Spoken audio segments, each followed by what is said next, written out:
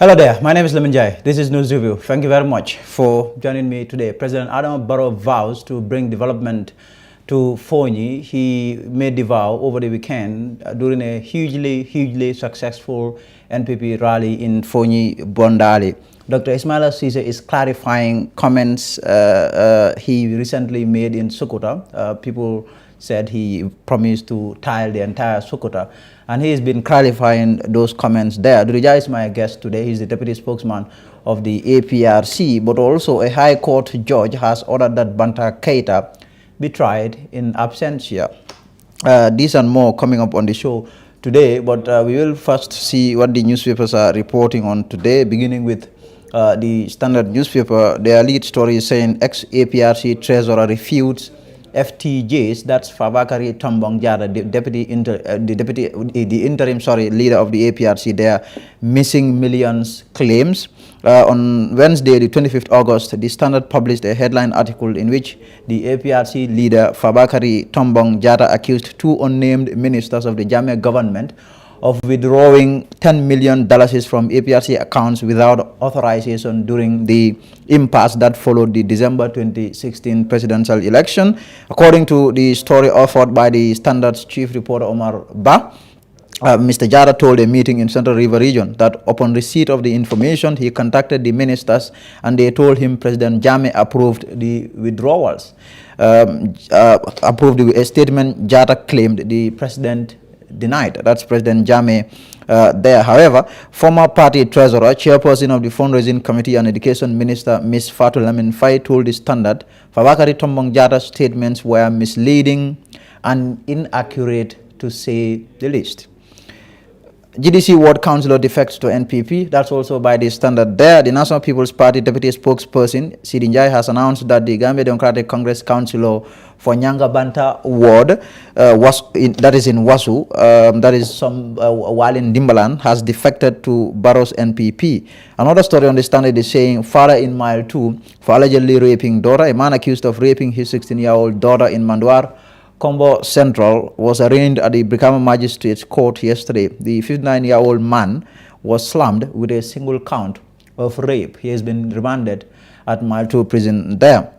We will see what the point is reporting. The point is reporting on Banta Keita. They are saying he used to be tried in absentia, saying a High Court judge in Banjul, presided over by Justice Ibrahima Jaite, has ordered that Banta Keita, alias Lassana Keita, be tried in absentia due to his conduct of evading prosecution. The point has been reliably informed. Another story on the Point newspaper is Gambia's COVID-19 vaccination rate reaches 10%. Despite the misinformation and disinformation regarding the safety of the COVID vaccines in the Gambia, according to the Minister of Health, they have fully vaccinated 10% of the country's 2 million population. That is it for the newspapers. We will go on a short break and we'll be back.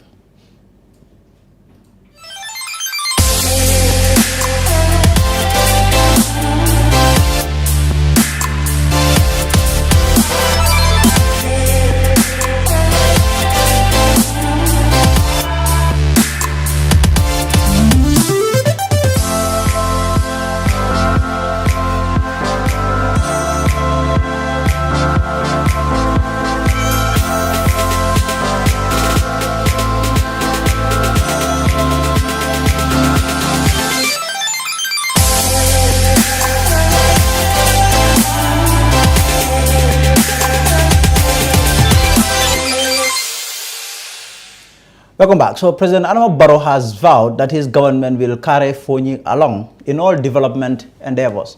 The president made this remark while speaking at a hugely successful rally held in Fonyi Bondali over the weekend by his party, National People's Party.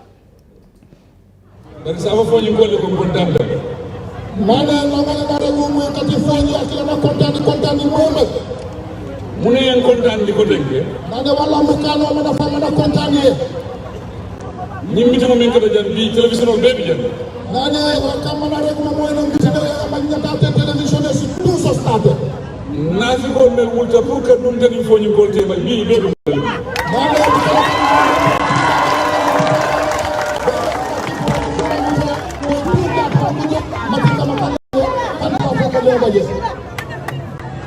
nafi ko ala buka baraka ki ala kuwol nana ala fi ka mi te kandiri ci baraka di haja yola de ndem Gambia president de anu Gambia bere en tongo anu foñi daga ko non nane akila president anu maja ci Gambia kanda president ati Gambia ma foñi Gambia yam woto president ati Gambia puro foñi fufuro andu mbekalila lumne nankalile ka fago metile na Gambia ko temale andu fofe mu Gambia ko a be men na responsibility le do fen ma la ko nyanta dogula Gambia be ko no andu dole ke Gambia ko kan ci tan ko nana akila president ati Gambi ala ko ja president ati Gambia woto wa jakko moy non wono won ma no ba dogula ko la yano sen ya jalo be di mo fam wana rok la tanji ke mo de babe wono ngi ko ma wa president ati Gambia buro baji ko na jene ko faji do ko na be ke Gambia kana do la ado ko be ke ko foni yam nana bono san buro ko Gambia kan wala buro bamre kan di Gambia kara yaay yoy mo yakane de foni ngasilo dogule foni nana na ro ko ngara foni na gadinol dogu foni marora ko si gadina foni na bohorol sin foni na sumo wala foni na finaro sol dada jam foni marora ko babe si tola so rosan na sorsina is fatala sa yaka na foni le na wakili mana jone ni wajebe kimba de foni ko na wada wa na goro men gana na da foni le wono wala wa kanu bebe na wanko man lu bebe foni me pour men expand kan na da foni le pour nga yanko di kabena na kidali de foni dan sa fa foni ko le ko gondam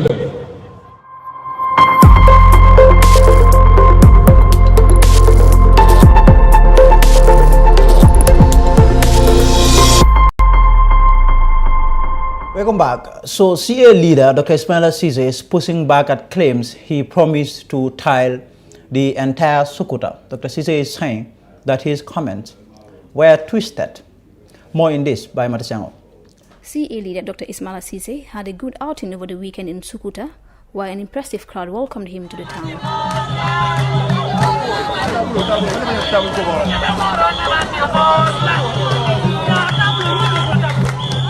Dr. Ceesay spoke at the event, but this part of his speech is being used against him by his opponents. Health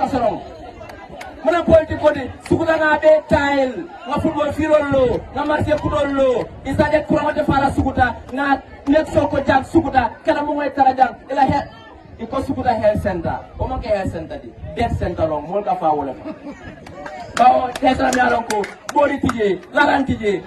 His opponents claim Dr. Ceesay said he will tell the entire Sukuta, but Dr. Ceesay said this is false. Speaking in a statement posted to his official Facebook page, Dr. Ceesay said the video is streamed from a long speech in Mandinka language.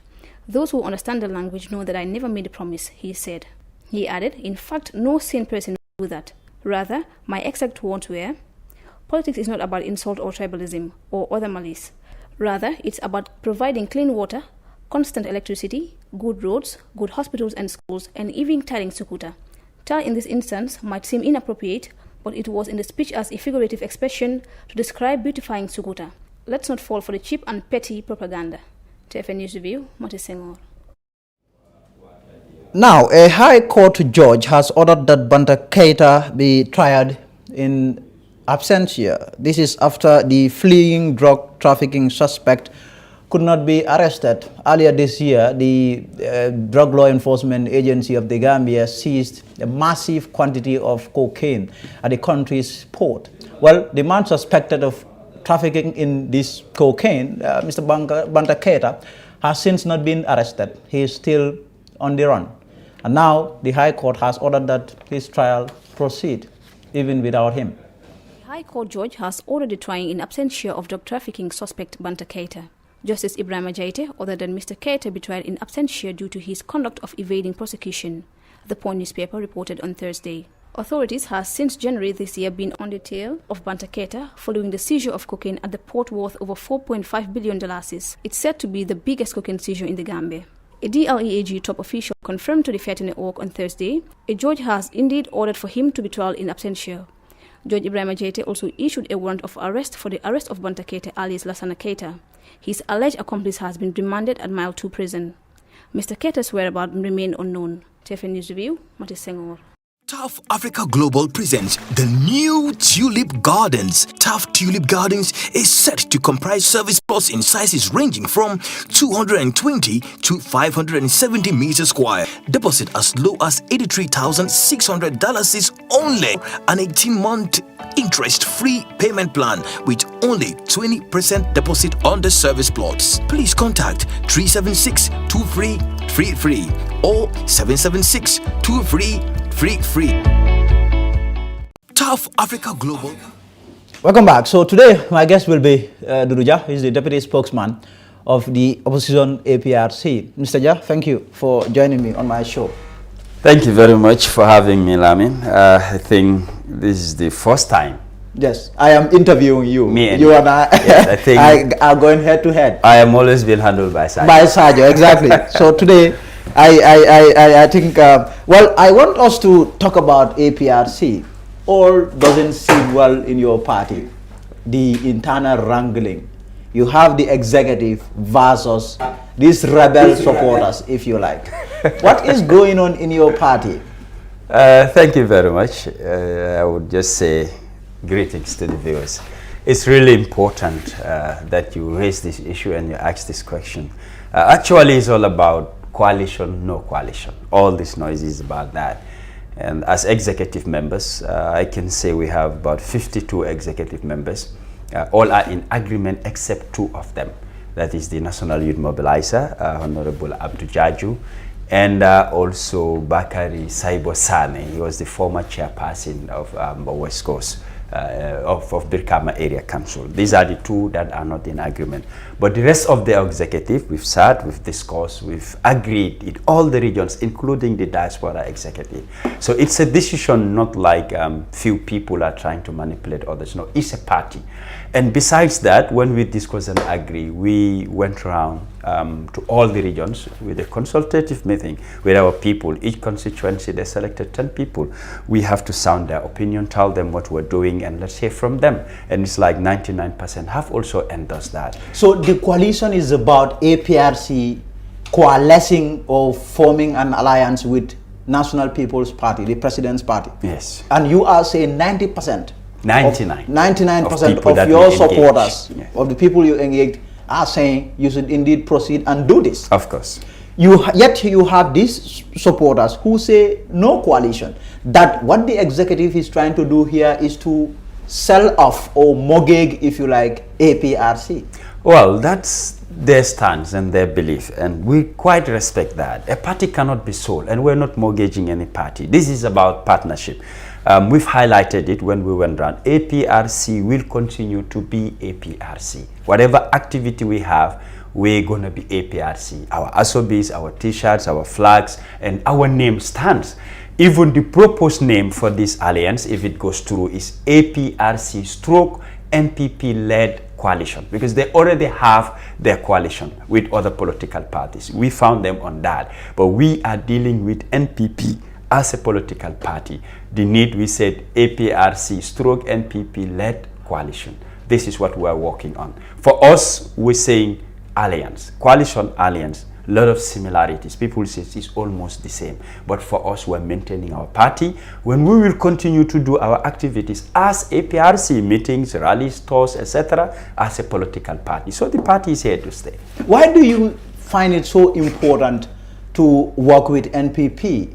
I mean, President Adam Barrow's party. President Barrow is the person who sent Jammeh packing, who ousted Jammeh democratically, albeit. Now you want to work with that person.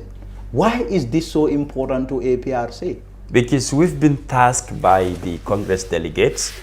2018 went to Congress and a resolution was passed, especially 2021. Only 3 resolutions were passed, one of which is to make a follow-up on our party accounts and vehicles. Second, it's for the return of the former president and his assets. Third is to engage political parties for a possible coalition into this election. a Congress resolution. Now, to remind people, Congress is the highest authority in our party. That's what our constitution says. Whatever decision is agreed upon Congress, only Congress can change, either the biennial Congress or you organize or call for an extraordinary Congress. The executive has no powers to make or to turn over any Congress decision. That has to be clear. It's not only NPP. We engage other parties. GDC is among them, GAP is among them, GANU is among them, National Unity Party is one of many, and even ANRD, Lamin Bojang's party. All these are parties we met, we discussed, but we are yet to agree with any party. Besides GANU and Lamin Bojang's party, all these other parties, they want to lead. And APRC is saying, no, we also want to lead. It's like who is going to lead becomes a problem when we talk about coalitions. Now, how about NPP? Are you saying that you want to lead? That's where I am coming to know. When somebody is in government, you don't tell them that you are going to lead. We're yet to see that. And we've not heard of that, in any part of the world. It might happen, but we're yet to have any information about that. And the issue of NPP, let's make it clear. We have not approached any political party as APRC. All the parties we engage, they show interest in wanting to work with the APRC. I would say with the exception of GAP. When it comes to GAP, I personally went to Bachili, we sat and discussed, then I dragged it to the executive. Not the executive as a whole, but I initiated that personally. When it comes to Gambia Action Party, I have to be very realistic. So when NPP became a political party, there are a lot of parties, but for them, they want to work with the APRC. Those are open to all. When they came, we said, wait a minute, your leader is the head of state, and we have had issues with the coalition government, our vehicles, our money, and other challenges. We cannot go into any discussion, not allowed, even to sit and discuss, unless some of our conditions have been looked at and taken care of. That's where it all started. So that's when they said, okay, what are the demands? We form a committee, they've been meeting them, discussing, and part of which is our vehicles and money, which they fulfill.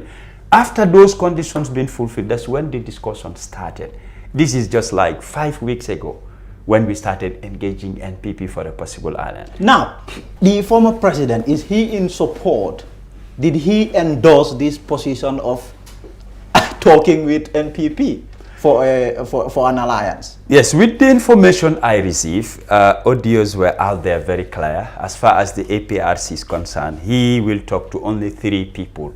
The Right Honorable Alhaji Fabakary Tombong Jatta, Rambo Jatta, and the former Mayor Yankuba Koli. Did he? He said that he only talks to these 3 people. And information we always receive is from them, that they inform him, they engage him. He gave them the blessings and the go-ahead. Even during the consultation. This is what these people are saying? Yes. But they have not tendered any evidence, any tangible evidence to say this is, because I mean it would appear that the party is finding it really, really hard to get in touch with Jammeh. So in a situation such as that, it becomes very difficult in terms of how you go about your activities. No, I don't think like... Because it would appear that you are wading in the sea without your supreme leader. I mean, it's all confusing. No, but it's a political party. No law within the party says nothing must take place unless you must get to the supreme party leader. Let's make things clear. He is the supreme party leader. Yes, we consult with him. When we make decisions, we inform him. Time and again, he tells us, you people are on the ground. See what is best for the party and you execute that. That's not once, not twice. Information comes about that. There are even people at some point in time he recommended to be expelled, but the executive never did. Some point in time about Eme, when he said Eme to be expelled, that never happened.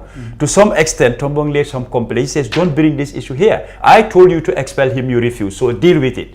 So it's not like he must always press the button for things happen. It's not the concept that other people are trying to portray, that unless and until Jammeh says so, we're in. No political party functions like that. Why do we have laws within parties? Why do you have an executive that is steering the affairs of the party? From 2017 to date, a lot has happened. And people never said unless and until we hear from Jammeh, it's not going to happen. Why now? We believe there are people, if you don't want a coalition, we respect that. And again, I said, any party we want to do coalition with, there will be some APRC members who will object. If you say APRC, GDC, there'll be some who will tell you no. We hear time and again, odious people will say GDC, don't think about it. You talk about UDP, some will tell you no. Even if you say DOI, some will say no. You say Citizen Alliance, you'll have people who will say no. You can't force people and you own nobody. They have a right to say they don't accept, they don't want to be part of it. But you cannot say that nobody else is going to do a coalition. They also don't have that. Now, your critics are saying that you are looking desperate in going into an alliance with NPP because this is a matter of survival for you. You don't want UDP to take over. If that happens, you are in trouble. Is this true? Desperate? No. If that would have been the case, we will not go around and consult our people. And this consultation tour and meeting was no secret. It was being broadcasted live. Online TVs were there, APRC online TV, PYFC online TV, KM online radio. So whatever was discussed on the ground, people have first-hand information to that. We could have just sat as an executive and said, okay, hence we want A, B, and C. We're going to push in, and that's it. But no. When we discuss with them, we tell them we have to get to our people. They must endorse this. That is the structures. You don't just call a rally and ask people. It doesn't work that way. Political parties are structured, and from the grassroots, that's how you engage them. And engaging them, they're telling us, we are behind you. Now, talking about UDP, time in and again, they've sent a lot of threats knocking our doors as APRC. Can we survive that alone? I don't think so. I have said it since. So it is a matter of survival for you? Of course. You don't take that out. It is politics. We have been in the game far too long. We're no novice in politics. And nobody can lecture or teach us how politics is done. It's a matter of survival, yes. That without doubt. We're not hiding it. Be it NPP or any other political party, it's a matter of survival. And that being the case, that's why the Congress resolution said go and engage parties. No specific party was mentioned, but they said party, and we did that. It depends on terms we'll agree based on the party's interest, the Supreme Party leader's interest, the country's interest. Not everybody would agree to that, but the people who steer the affairs of the party definitely has sailed this party across the sea from 2017. And Mr. Jah, your role in APRC is a little interesting. I mean, you are APRC through and through. Yes. But you came out recently to say you are endorsing President Barrow's re-election and you are going to do all you can to ensure that he wins. I mean, how do you explain that? How do you have a member of a certain political party to come and say, I am supporting that comes candidate? I have never seen that anywhere. You are the first person to do that. Yeah, thank you. And you are laughing. Yeah, of course. It did surprise many. Yes. My lines were very hot when I did that. So much busy. But when I talk to people, they tend to understand. There is one Mr. Tamba. Yes. He's a teacher at let me not say the school, but he's a teacher. Yes. Because people would definitely know who he is, and they might not want them to interfere in politics. Yes. He called me. He said, Mr. Jah, I've listened to your audio over and over again. I was angry when you said that because we value you so much. He said, but what I understand, he says, point number one is APRC is not going to put up a candidate. I said, you're very smart, because we as a party, we will not put up a candidate and I go and support somebody else. The bureau was under me. I was in charge of the APRC bureau. All the work we were doing, that is plan A, to put up a candidate, got stuck somewhere due to financial challenges, and it cannot materialize. We cannot put up a candidate. We have to be very clear. Presidential elections is about finance. Without it, it cannot materialize. He says, point B, what I understood from your interview, you've seen to it that working with NPP is a possible chance of APRC getting back to State House. So the slogan, back to State House 2021. I said, sometimes I talk in riddles, but smart people, they pick up words and they understand my message. This is what I am driving at. But how come APRC is all of a sudden broke? This is the richest political party in Gambia. We're not broke. Jammeh was rich, and yes, the party was rich. And all of a sudden, APRC doesn't have money. When you say that, some people will say, but how come?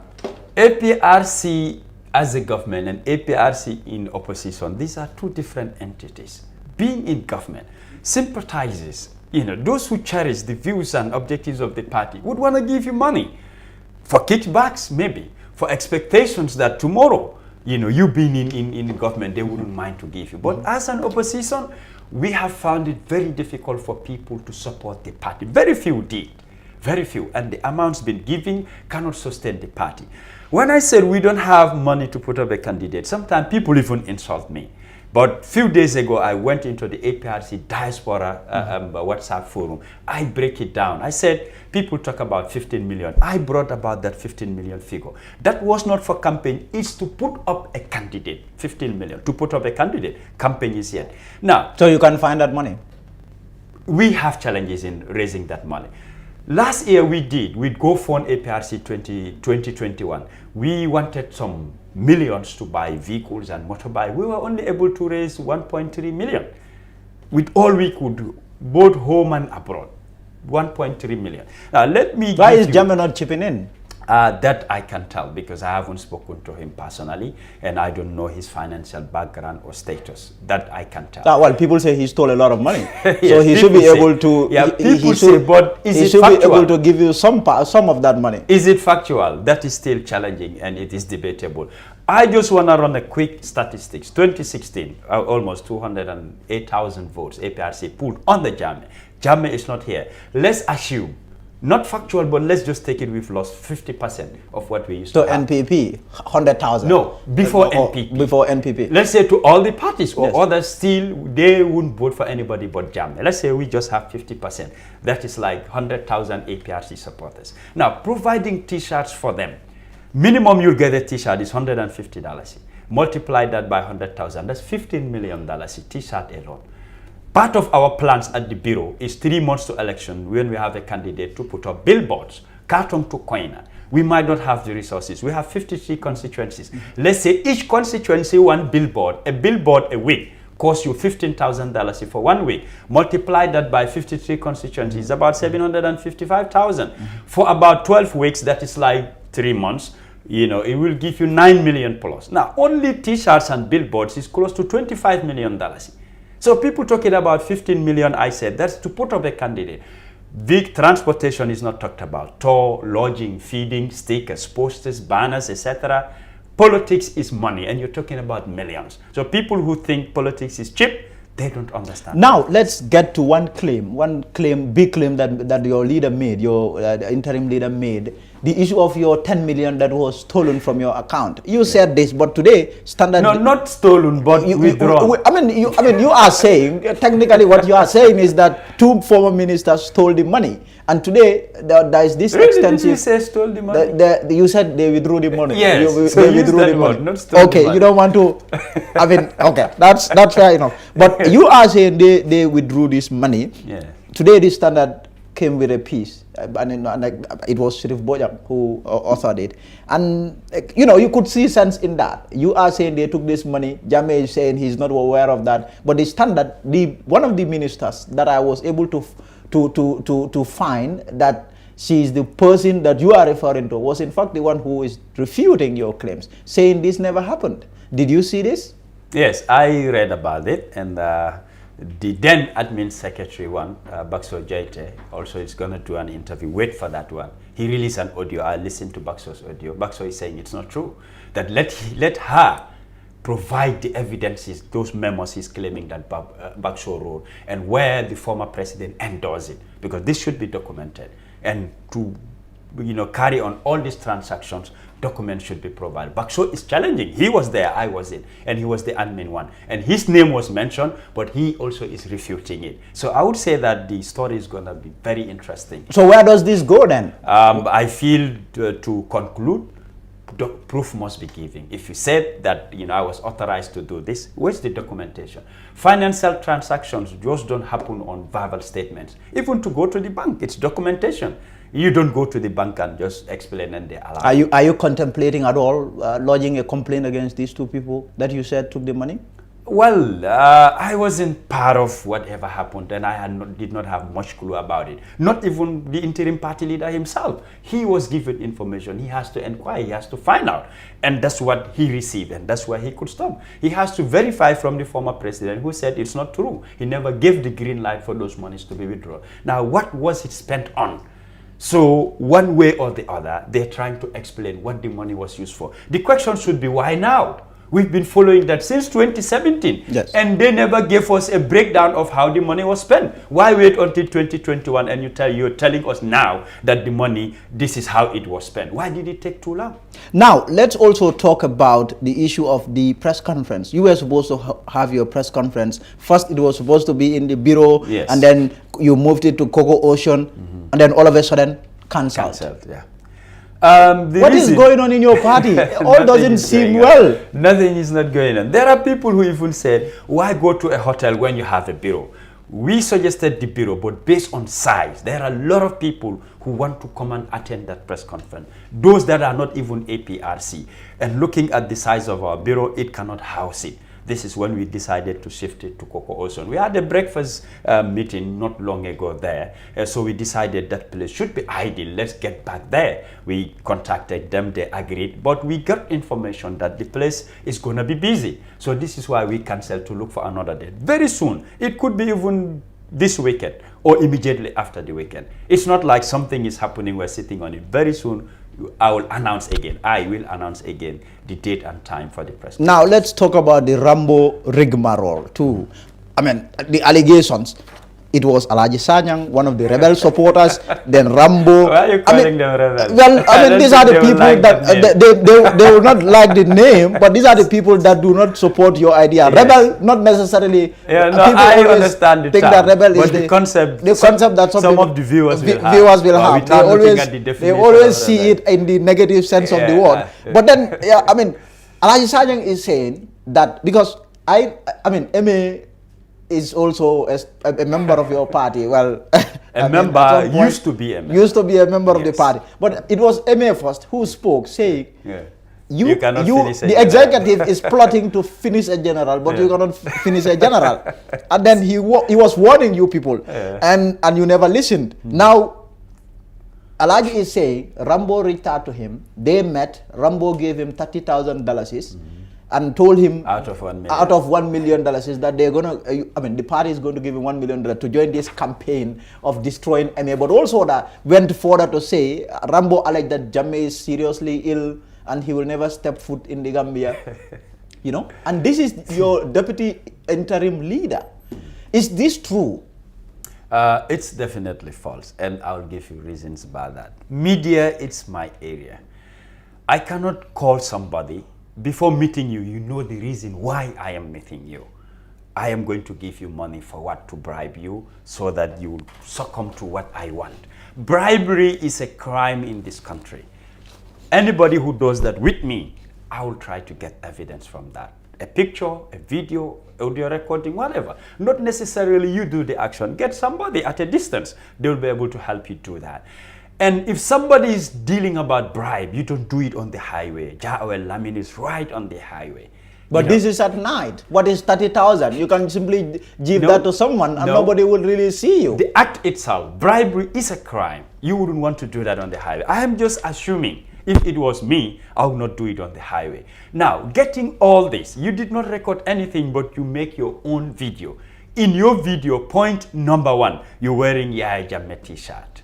What that has got to do with Yahya Jammeh? Because you want to prove to the people you are APRC and you love Yahya Jammeh. That's what you're trying to defend. Flashing out money, you know, vividly in people's mind, you want to prove, yes, he gave you that money. Where is the witness or the evidence? You said through a phone call. Let's cut it short. Rambo heard about it. He should have been guilty. Why go to the police, serious crime unit, to report a matter that somebody has evidence that you did that? Rambo first went to the police. If somebody tries to bribe me and I don't accept, I will go to the police. I will make sure that the police has information about it. Then I will make my video. Okay? Going to serious crime unit, they just want to find out, did Rambo actually call you? Yes. Can we see your phone? He said when they met, Rambo took his phone and deleted his call list and also erased the call list in his very own phone. If I have to give you my phone, I will unlock it myself. Can I have your phone? I will ask you what for. I don't just give anybody my phone. Tell me I want to make a call, give me a call. Yes, but just give me your phone. I surrendered it. But it's not an excuse. They will go to the GSM company responsible and they will make a printout of They called history. Yes. It will If it is checked, whether Rambo called or not, we'll soon get to the bottom of this matter. And APRC, as a party, we are not taking this lightly. If it means pushing it to the courts to take a lawyer, we're going to do that. Nobody is going to stain people wrongly, try to create a propaganda, tarnishing somebody's image. They will regret doing it. Why we want to put a stop to it? Perhaps this is plan A. Who knows what plan B, C, D is? So once they start, they're not going to stop. So we're going to make sure that that rope they're trying to tie him with. But are you people not afraid of General Emeba? The general that can't be finished. Emeba, I never feared anything about Emeba. For me, Emeba is not a politician. Being a revolutionary and a politician, these are two different things. When you talk about what has a general got to do with politics? Everything. In what sense? When people talk about democracy, you're not talking about generals. Because the concept, the mentality, the background has nothing to do with democracy. Emeba, of all people, he was expelled. He said no, he resigned. If you resign from an organization, any institution, when you want to come back, you must apply again. You wrote and said you are no more interested. When you're interested, you must come back. And coming back must be through the right authorities, that is those in charge. You don't come back to any organization through the back door or at a corner. Is that sensible? No. Eme said he left. And he said he was never APRC. He went to UDP and said he's a party of democracy. Perhaps what he was looking for never achieved. He left UDP and went to Barrow Youth Movement. By then, no NPP. He went to Barrow Youth Movement. No position for him. Eme declared that he retired from politics.